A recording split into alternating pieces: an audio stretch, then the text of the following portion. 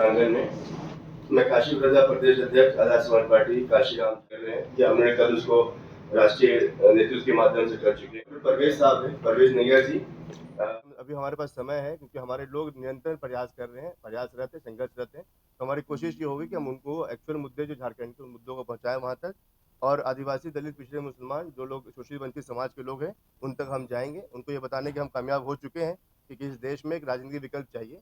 उस विकल्प की हम घोषणा आज कर रहे हैं यहाँ पर, और यकीनी तौर पर हमें यकीन है कि झारखंड के लोग हमें सराहेंगे और वोट से फायदा पहुंचाना। ये बात जो है, ये बात आप ही लोग खुद ही प्रचार करते हैं कि भाई हमारी अपनी पार्टी है, हमारे अपने संघर्ष है, हमारे अपने मुद्दे हैं, हम उन दो चुनाव लड़ रहे हैं। हमें बीजेपी और कांग्रेस से किससे क्या लेना देना, बताइए आप। हमारी अपनी पार्टी है, हमारे अपने इश्यूज है, हमारे अपनी विचारधारा है, हम विचारधारा को लेकर लड़ाई लड़ रहे हैं। इसमें बीजेपी को फायदा होगा नुकसान होगा, ये बात तो जब कोई नया नेटवर्क खड़ा होता है, जब कोई नई शक्ति खड़ी होती है, तो इस तरह उसे प्रचार करने की जिम्मेदारी आप लोगों को हो जाती है। बड़े अफसोस की बात है। और सबसे पहले तो राष्ट्रीय अध्यक्ष एडवोकेट चंद्रशेखर आज़ाद और हमारे प्रदेश अध्यक्ष काशी प्रजा भाई को धन्यवाद देते हैं, क्योंकि उस लायक हमें समझा कि लोहरदगा लोकसभा के लिए हमको टिकट दिए हैं। और उनका दिशा निर्देश में लोहरदगा का जो भी मुद्दा है, जो भी चुनाव का समस्या है उस सारी चीज़ों को हम लोग लड़ने का काम करेंगे। दूसरी चीज़ें हैं कि अभी जो बात आई कि बीजेपी का फायदा है, एक चीज़ कहना चाहेंगे कि पीछे 19 का भी चुनाव हुआ, उस समय तो आज़ाद समाज पार्टी नहीं था, आखिर बीजेपी ने वहाँ जीत हासिल की है। क्या उस समय कांग्रेस चुनाव नहीं लड़े थे? तो चुनाव में सभी को जाने का अधिकार है, हम उसी के अधिकार के संविधान के अधिकार के तहत हम चुनाव में जा रहे हैं और अपनी मुद्दा को लेकर जा रहे हैं।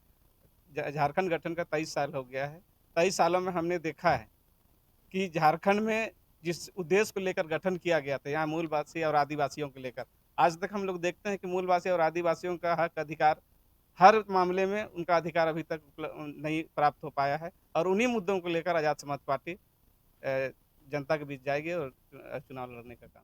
एक सबसे पहले की बुनियादी चीज़ें हैं, हॉस्पिटल है, शिक्षा है, सबसे ज़्यादा है वहाँ का। लोकसभा का चुनाव है, उसमें राष्ट्रीय मुद्दे पर बात राष्ट्रीय मुद्दे बताइए जो आप लोकसभा में उठाना चाहते हैं। देखिए, सबसे पहले यहाँ राष्ट्रीय मुद्दे हैं कि यहाँ जो झारखंड जो है, झारखंड का जो मूल मुद्दा है वो दशकों से आ रहा है, सरना कोड का आ रहा है।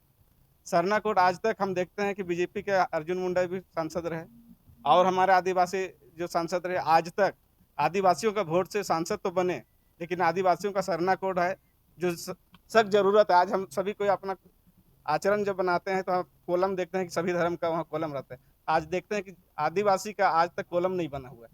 आरक्षण हम जरूर खाते हैं, उसका नाम से हम हर चीज़ नौकरी पाते हैं, लेकिन है नहीं। यदि हम भीम आर्मी के कोई भी सांसद अगर आते हैं तो सबसे पहला मुद्दा होगा कि सरना कोड को हम लागू करें, इसका मांग केंद्र सरकार से हम करेंगे।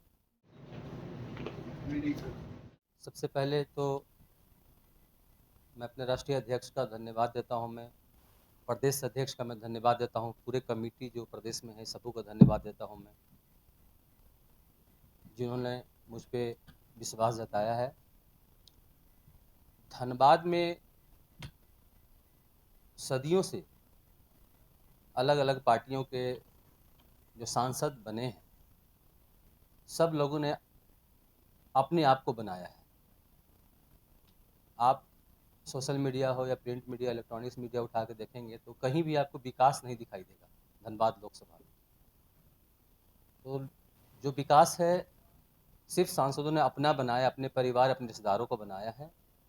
और अभी का जो हालात है, जिस तरह से धनबाद में देखने को आ रहा है, गरीब हो, मिडिल क्लास के लोग हो या बिजनेसमैन हो, सभी लोग इस वक्त डरे हुए हैं। उन्हें हिम्मत देने के लिए धनबाद को विकास करने के लिए, धनबाद के लोगों को जीने के लिए, जो खुल के नहीं जी पा रहे हैं वो खुल के जीने के लिए, उन सबों के लिए, जो दलित, पिछड़े, अल्पसंख्यक समुदाय के जो लोग हैं, वो हमेशा खामोशी के साथ लगातार वो जीते आ रहे हैं। मैं उनकी आवाज़ धनबाद, झारखंड एवं दिल्ली पार्लियामेंट तक पहुंचाने का काम करूंगा। ये मैं धनबाद वालों के लिए एक प्रण लेके मैं इसमें आने का काम किया। साथ साथ मैं कहना चाहूँगा धनबाद वासियों से, धनबाद लोकसभा के जितने भी हमारे वोटर्स हैं, वहाँ के आम जनता हैं। निर्णय उन्हें करना है कि उन्हें सुकून से आने वाले 5 साल में रहना है या डरे हुए रहना है। ये तय उन्हें करना है, मैं जनता पे छोड़ दिया हूँ मैं, और इसी को सोचते हुए मैं इसमें आने का काम किया हूँ, कदम उठाया हूँ मैं। बाकी जनता के ऊपर निर्भर करता है। धन्यवाद। देखिए, टफ कैंडिडेट कौन है ये जनता जान रही है, और जनता जो जी रही इस वक्त जो हालात में कि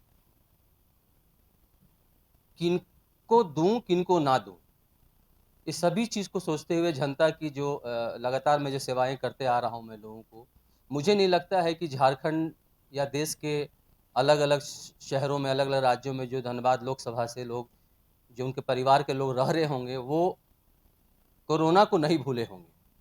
शायद डॉक्टर पी नैयर का लोग चेहरा ना देखे हों, लेकिन ये नाम काफ़ी है उन लोगों को कि उस वक्त सभी नेता अपने घरों में थे, बीवी बाल बच्चों के साथ थे। मेरा 6 महीने का बच्चा, 2 छोटी बच्ची परिवार के साथ में मैं छोड़ के 2 महीने के लिए मैं रांची में था। उस हालात में था मैं, जो हर एक कॉल को रिसीव करके लोगों को मदद पहुंचाने का काम किया था। तो मैं सब कुछ छोड़ रहा हूं जनता पे कि उन्हें वो दिन याद है। वैसा दिन भगवान न करे, खुदा न करे कभी कि, वाहिगुरु न करे कभी कि वो ऐसा दिन वापस फिर आए। और विचलित राज्य ना हो। मैं धन्यवाद दूंगा मैं अपने आज़ाद समाज पार्टी का, जो हमारे अध्यक्ष हैं चंद्रशेखर आज़ाद साहब, और प्रदेश अध्यक्ष हमारे काशिफ रजा साहब, जिन्होंने 14 के 14 सीटों में किसी भी सीट में मुसलमान को टिकट नहीं दिया, लेकिन इन लोगों ने मुझ पर विश्वास जताया और यहाँ के 13% जो अल्पसंख्यक हैं, सभी मिला के करीब 29% दलित और अल्पसंख्यक मिला के हो रहे हैं। तो इनमें से इनकी आवाज़ों को, इनकी चाहत को दरकिनार किया गया नेशनल पार्टियों ने। आप उठा करके देख लें, चाहे क्षेत्रीय पार्टी हो या नेशनल पार्टी हो, कितना चाहते हैं दलित को और कितना चाहते हैं अल्पसंख्यक को, वो सामने है, छुपा हुआ नहीं है। तो ये तय करना है झारखंड के जनता को या देश की जनता को, जो डरे हुए हैं इस वक्त। डराने का लोग काम करते हैं कि अल्पसंख्यक हैं आप फलाना आपको ये कर देगा, ऐसा कुछ नहीं है।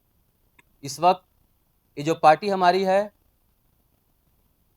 हर वक्त हर कदम पे, गली हो, मोहल्ला हो, नुक्कड़ पे हो, गांव में हो, झुग्गी झोपड़ी में हो, खटाल में हो, वहां पहुंचूंगा।